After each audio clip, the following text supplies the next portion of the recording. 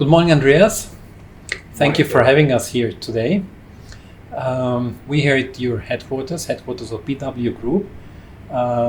You're heading a global company in the maritime industry, focusing on energy transport. I think you're one of the biggest players in the market, employing 9,000 people, having roughly 450 ships, and having Singapore as your main operational hub. Now, Singapore has just recently been named by Bloomberg as being the place to be during the pandemic.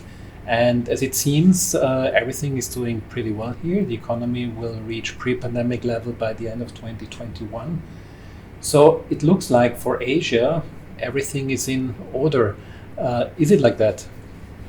Well, Singapore is doing well in relative terms, and it feels like many things have normalized in terms of society and moving around within Singapore. But if there's one thing that the pandemic has taught us, it's not to be complacent, because it's very quickly that one can have a resurgence, a flare-up. And so I think the government here is rightly being very cautious. The other thing I would mention is Singapore is an open economy, which depends on free flow of not just goods but people in order to be successful. And this is where the restrictions are taking some toll. Yeah, you've been talking about not being too complacent, and it can be seen that there are big shifts in the society. The poor become poorer, and with asset class inflation, everybody who has assets becomes richer. What are the big challenges with that all over the world? So I think that it is right to think hard about where we are in the big social cycle. We're all familiar with economic cycles. In our industry, we have our shipping cycles, but obviously there are big social cycles as well. And some would say that you have about 4 periods of about 20 years, 4 generations, a generation being around 20 to 30 years. And during this cycle, you see first a rebuilding when you come out of a crisis. And you put together strong global institutions, people feel that they have a common cause, a higher purpose to rebuild. And then you have 20 years of a plateau, and then 20 years where you start to take things for granted and things start to unravel, and 20 years of crisis. And if you think about the last crisis period of the war, we've had about 80 years since then. And if you believe in these social cycles, actually we're reaching this crisis point again. And as you look around at different dimensions, geopolitical, economic, social, you see signs of this unraveling of this crisis. So geopolitically, we see tensions rising, particularly between superpowers. Economically, we see extraordinary levels of debt, and starting with the global financial crisis, we've been increasing the strain on the global economy. And socially, coming back to the point you were making, we see signs of strain everywhere also, increasing inequality, increasing racial tensions in many places, migration, which was a particularly big topic a few years ago, but is likely to still be around. And added to all of this, we have a climate crisis challenge that is confronting us. And when you put all of this together, we are, I think, at a stage where there will be very significant changes of direction, that these post-war trends that we've been experiencing and taking for granted are going to take a shift in a new direction. So this means we still have around 18 years of crisis ahead, right? Because we are in the first cycle now, and it was about time for something to happen. Yes, well, clearly this is not a precise formula, but actually I think we're reaching the end of a crisis period. You could say, so it could have started with Lehman Brothers? That was the start it could have started, if you take sort of the crisis period as being years 60 to 80, and it's not so precise, but that would have been 2005 to 2025. Mm-hmm. So we are in the middle of this crisis period, and the global financial crisis was clearly one possible marker of this new era. Well, with this crisis now, also something else kind of came up, also already starting with the global financial crisis, was the enormous debt levels that countries are undergoing. I mean, in Europe, we have seen that they tried to cut it during the last few years, but now with liquidity being poured into the markets, it's very challenging to see, or interesting to see, what's going to happen with interest rates and prices. Are they going up? What can companies expect in the medium term? So I think this is an unprecedented experiment that we've got ourselves into, because never before has there been so much money poured into the global economy in a short period of time. To put it in context, money supply growth in the US, M2, in 2020 was more in a single year than the last 5 recessions combined. So if you go back to the 1970s and you look at this monetary stimulus, over 5 recessions, including the GFC, we had more stimulus last year than all of them combined. What is that going to do? Well, in the first instance, it's been a savior because it keeps the global economy going and we see growth being restored. So I think it's a positive force in the near term. The question is, how do we exit from this? And I'm not sure we've fully seen the effects, because if you look at the same time at the velocity of money, the speed at which this money is circulating in the economy, it's fallen off a cliff. And that's because people have been locked up and they're not moving freely. And the question becomes, when you take this money supply and velocity starts to increase again as we emerge from COVID, what does that do to inflation and then to interest rates and so on? And I don't think it's hard to imagine that there is a huge amount of pent-up spending power waiting to be unleashed, because a lot of people want to travel again and want to spend again and return to normal. And this is a risk that we have to keep watch on.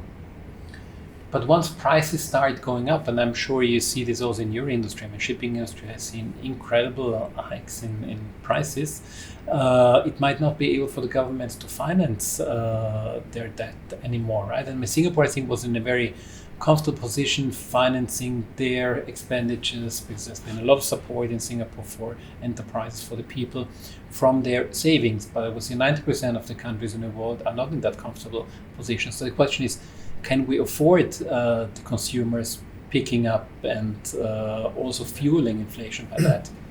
So my personal point of view or concern is that inflation is a very real risk, and we're starting to see signs of this in steel prices, copper prices, semiconductors. There's a squeeze. We're starting to see signs of inflation, at multiple different levels. Container shipping is another example. But the consumer hasn't seen it so much yet, right? Well, I think the consumer starts to see it in pockets. So some things have gone down in price because there's a output gap and there's more supply than demand because demand has fallen. In other areas, actually, we are seeing prices going up because of shortages.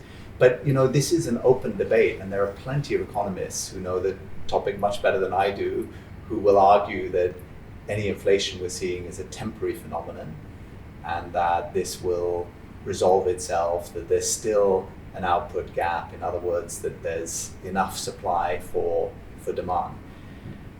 In the end, I think governments are going to have to respond. If inflation does pick up, governments are going to have to respond by raising interest rates. And that's where the debt problem becomes really real, because we're sort of getting away with an easy ride now because servicing debt is at very low cost. And do you think that Asia has handled the problem better than other economies? Because if you see, like other countries, or most other countries are talking about how to handle that problem, how to get the economy growing again. There's not so much discussion about that in Asia. Things are simply done. It's working. So Asia, because of the 1997 Asian financial crisis, learned a lot of lessons. And actually there's an analogy with SARS where Asia also learned a lot of lessons about disease and pandemic management. And of course, if one's been through these difficult times, then when it comes around again, you're better prepared and you can handle it better. I wouldn't say that Asia is without challenges, because there's also a lot of stimulus and debt being incurred in Asia also, but not to the same degree as Europe and the United States. And therefore, I think Asia will be in a stronger position coming out of COVID. And you see this particularly with China. I mean, I think the gap between China and the Western world economically has only opened up further because of China's ability to handle the pandemic. So in a way, Asia has an advantage in coming out of the crisis because of its experience on that already. But we've also seen crazy times here. If you remember, mid last year, when the harbor here in Singapore was full of oil tankers, when crude oil was actually at a negative pricing. And I remember I was there on East Coast, it was simply a massive amount of oil just simply stored there, waiting for better times ahead. But isn't this crazy that everybody's talking about clean energy, green energy? So I felt like there is no energy transition when I saw all these oil tankers here. What would you say to that? Well, I think that one has to look at different time horizons. So some of the sort of volatility of the near-term oil and energy markets doesn't necessarily give us deep insights into what will happen over the longer term. My perspective on this is that you can make two big mistakes when you think about energy transition. One mistake is to think that we can replace the current energy system overnight, because we've spent 100 years building this incredible energy system.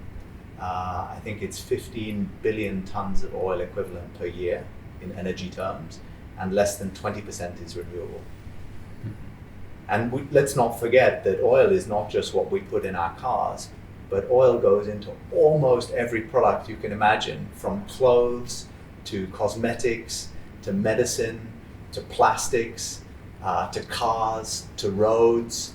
I mean, even if you don't like vehicles, you know, oil is going into the essential parts of your bicycle and of your shoes and of your umbrella. And so we depend on fossil fuels and oil for much more than just transportation, and we won't be able to replace that overnight.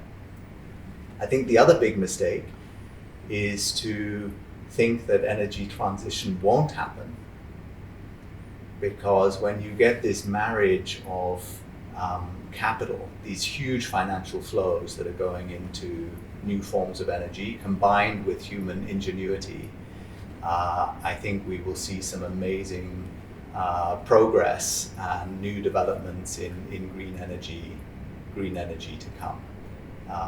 So we as a business, we are saying, actually we have a mission statement, which is delivering energy for the world today and finding solutions for tomorrow. And we're trying to walk this balance between not saying, oh, let's just switch off all of today's energy, because there are big consequences from doing that, but also saying, look, we need to work hard on the new solutions and progressing.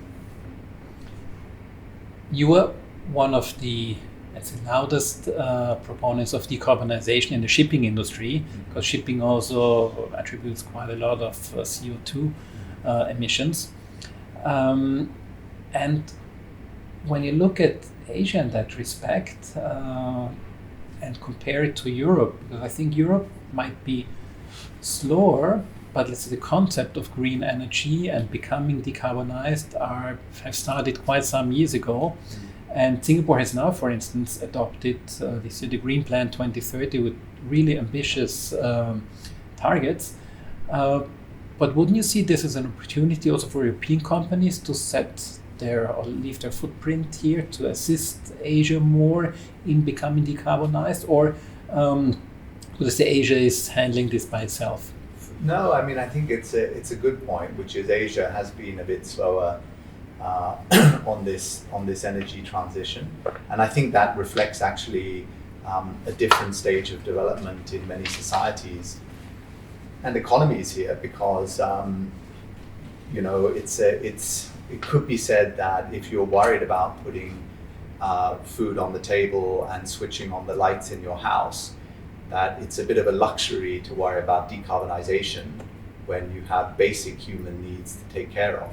And that's been a luxury that more developed economies, like in Europe, have been able to then move ahead faster.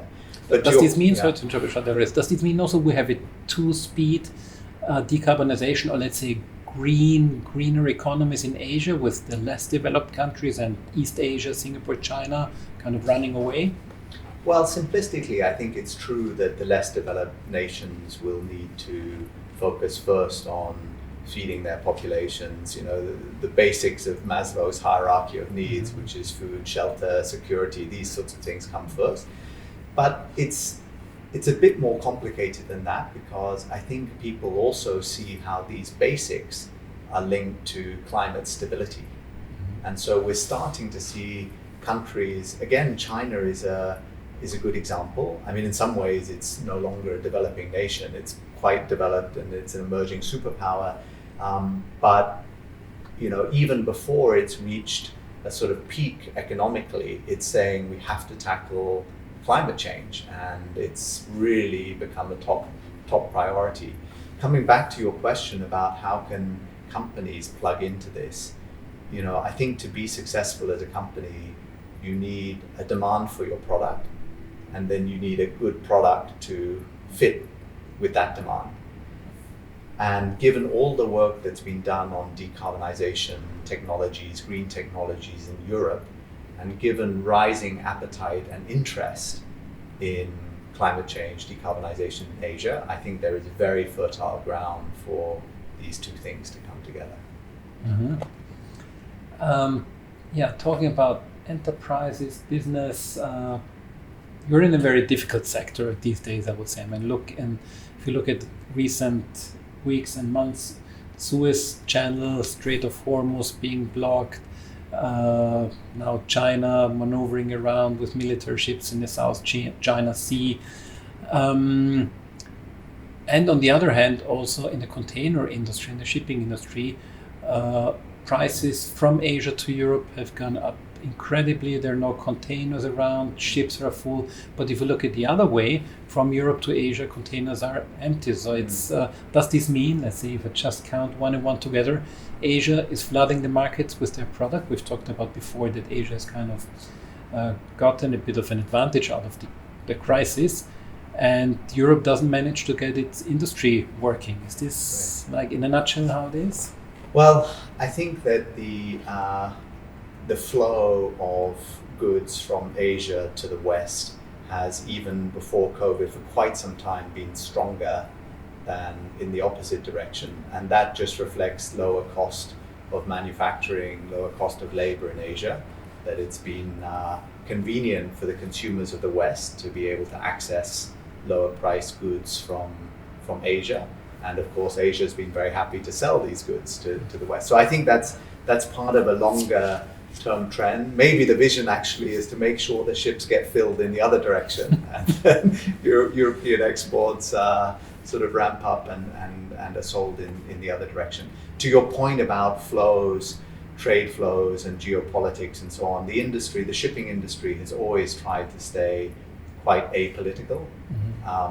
And we are quite a flexible industry in the sense that if there is a hotspot or a tension here, or these two countries don't want to trade with each other, by definition we can move our assets to other places. And so we try not to get caught up too much in the politics, but of course sometimes it's hard. And you know, a recent example was when China was in a disagreement with Australia, and ships loaded with Australian iron ore were just sitting off the coast of China, in some cases for months, not able to get in. And in those cases, it does affect shipping, but these are at the margins. Mm-hmm. Yeah, talking about politics, I won't go into politics now, but let's say economic policy, also talking about ASEAN, which is, let's say from European perspective, you know, European integration and EU and how long it took to build up institutions. Now ASEAN has a bit of a view also to become a second EU. Do you see this happen in 5 years, 10 years, or never? So ASEAN is effective on many dimensions. And like the EU, it's actually a very good mechanism for ensuring peaceful relations and trade between countries in the bloc. Is it able to become a fully integrated bloc like the EU, to have a common currency? I think that will take a long time, because the differences between the countries in the region are often greater than what one might find amongst the neighbors of Europe. But that doesn't mean that it's not a very effective institution and mechanism for peace and trade and economic prosperity. And so I'm a believer in ASEAN, but that doesn't mean that I think it's going to be the same as EU anytime soon. So BW is a company with a lot of legacy. It was founded in 1955. But of course, as an entrepreneur thinking of another great Austrian, Schumpeter, you always have to be changing your business model, be destructive to shape something new. How do you cope with transition? How do you manage to make this big transition happen?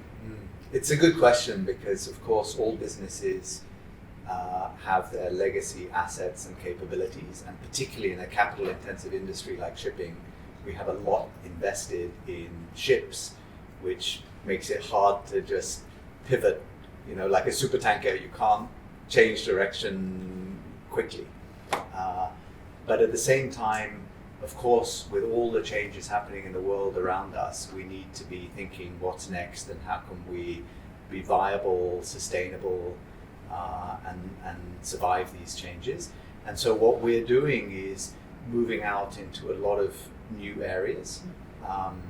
We have invested, actually we've acquired or merged with 7 companies in the past 12 months alone. And this includes a wind turbine installation vessel company, which is installing wind turbines in Europe offshore. A floating wind technology, which is the next frontier for deep water floating wind. We've invested in a Finnish biogas and fertilizer company, in a Singapore water treatment company. We're the largest shareholder in a battery supplier, the leading battery supplier to the maritime industry. And so we're making, and a solar team as well. Actually, we started a solar team last year, the beginning of last year, and we're now one of the largest developers of community solar in New York State. So we're focusing on North America. So we're doing all these things. In parallel, we are retrofitting and making our existing assets better. So we're converting to gas propulsion from oil, and we're trying to make them more efficient and reduce emissions. So in sum, tackling it on lots of fronts. It's very impressive. And does this also have to do with being in Singapore? Because Singapore creates itself as the innovation hub in Asia, at least. Some say also worldwide. It's one of the 3 places when you need to be innovative. And many companies have put their innovation center in Singapore. You have great universities, and Nanyang Technology University, and US National University of Singapore, SUTD. So it's just a very high concentration of innovative centers. Is this also one reason why I think you have managed that so well? Singapore is definitely a great innovation hub. And if you think about the key elements for innovation, you need talented people, and you need funding, and you need IP protection. When you come up with something new, it has to be defensible. And Singapore has put so much effort into all of these. And so by definition, then innovation becomes more flourishing within this ecosystem. Just as one small example of how ideas can be turned into reality here, I've been chairing an international advisory group that was set up by the Singapore government to advise on maritime decarbonization. And we just released our recommendations last week, presented them to the Singapore government. One of them was to set up a maritime decarbonization center. And within a very short space of time, we've raised $120 million from the private sector and from government. And we are now well underway to setting up a decarbonization center here. This is an example of ideas turning into reality. Austria's company are also very innovative. That has kind of given them a big portion of their success path in the last decades. Now, as we see from our office these days, is that many Austrian companies turn away a little bit from frontier markets, from Asian markets, also due to the fact that they're not able to travel. What would you advise an Austrian company to do these days? Should they just stay at home and wait until travel opens up again? As we all know, Asia is mostly closed for business travel, and it might also be closed for another year or so to come. So what would be a strategy for an Austrian company to not to lose their foot on ground here? So I mentioned earlier that for economic success, you need a good product, and you also need a market, you need demand. And what you refer to there is Asia is a fantastic market because the pandemic has generally been managed well, but also because it has a rising middle class, relatively young population in many parts of Asia. And then on the product side, Austrian companies have an incredible range of high quality products. And I think there's tremendous trust globally for the products and the quality standards coming from Austrian companies. And so all that remains is the connecting point between these two, between supply and demand. And in order to do that, it is very much about building relationships. It doesn't have to be in person. So obviously current restrictions make it harder, but one can build relationships also online. One can use the embassies and the consulates and the trade commissions to help as a gateway. And I think that this is really where the focus needs to continue, which is how does one connect product with market. And we just have to be more creative about how we do it because of current constraints.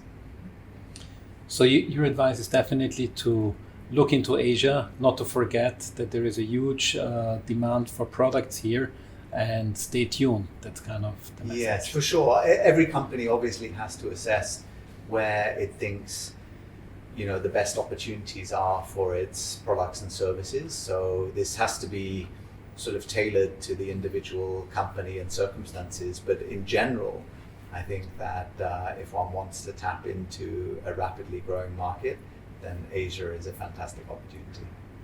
Can I ask you one question about strategy also? One strategy we see with Austrian companies is they set up a subsidiary here, a new subsidiary, because they say we cannot travel.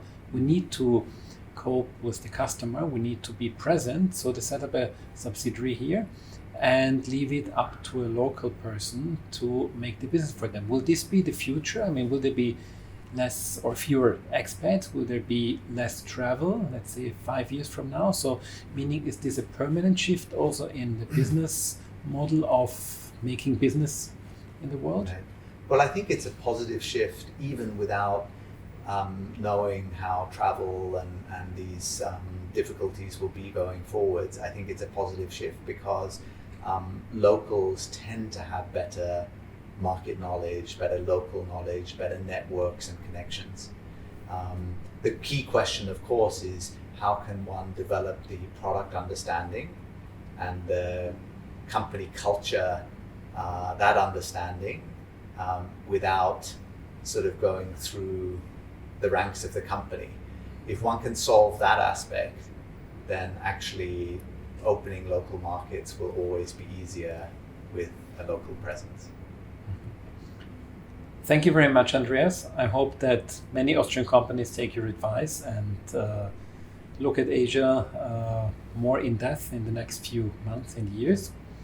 And as you mentioned before, you're a proud Austrian also. Just let us know in the end, what's your favorite Austrian dish? What do you miss most in Singapore? You know, there's such a long list. I could start by naming a lot, but I'll say Wiener Schnitzel because I really love Wiener Schnitzel, and which you even find here. You can find it here. It's not quite as good as Austria, so that's a good reason to visit Austria more often. So hope you can get back to Austria as soon as possible and enjoy Wiener Schnitzel and Kaiserschmarrn. Thank you. Thank you very much for today's insights, and all the best for the big plans for your company also. Thanks. You very much, David. Thank you. Thank you.